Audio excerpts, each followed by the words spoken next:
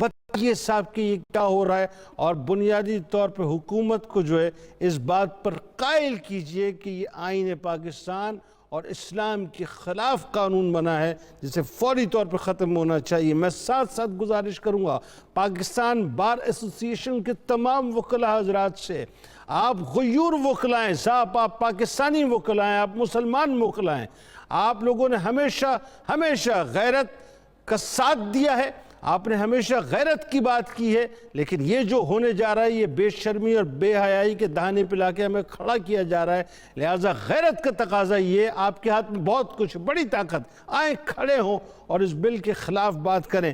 میں گزارش کرنا چاہتا ہوں اسلامی نظریاتی کونسل سے، وہ بات کریں صاحب، کونسل آف اسلامک آئیڈیالوجی جو ہے اس کے بنانے کا مقصد یہی ہے کہ وہ اسلامک آئیڈیالوجی کو پروٹیکٹ کرے، آپ کو پروٹیکٹ کرنا ہوگا۔ میں گزارش کرنا چاہتا ہوں سپریم کورٹ آف پاکستان سے وہ اس پر سو موٹو لے، اور آخر میں گزارش کرنا چاہتا ہوں اس پرائم منسٹر سے، وہ عمران خان صاحب جو مدینے کی سرزمین کے اوپر چپل پہن کے جوتے پہن کے نہیں اترتے۔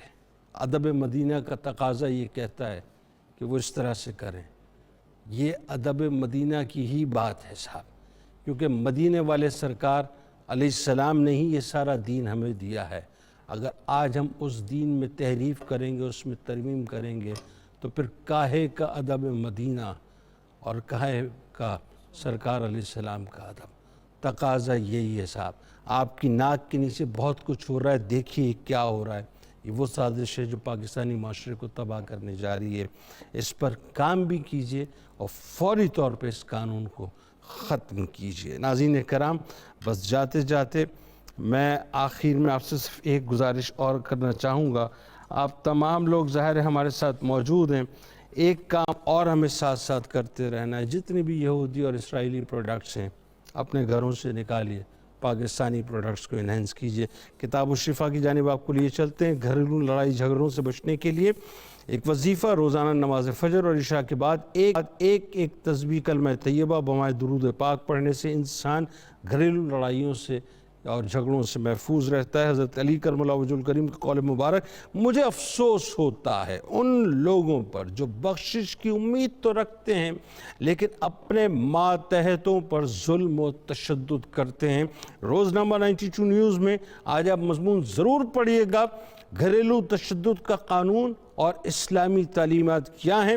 ٹویٹر پر ہمیں ضرور فالو کیجئے، فیس بک پہ ہمیں ضرور فالو کیجئے، یوٹیوب چینل پہ ضرور ہمیں سبسکرائب کر کے امید اس یقین کے ساتھ اجازت دیں کہ لا یؤمن احدکم حتی اکون احب الیہ من والدہ وولدہ والناس اجمعین۔ اللہ تعالیٰ آپ کا، ہمارا، ہم سب کا، پاکستان کا اور امت مسلمہ کا حامی و ناصر ہو۔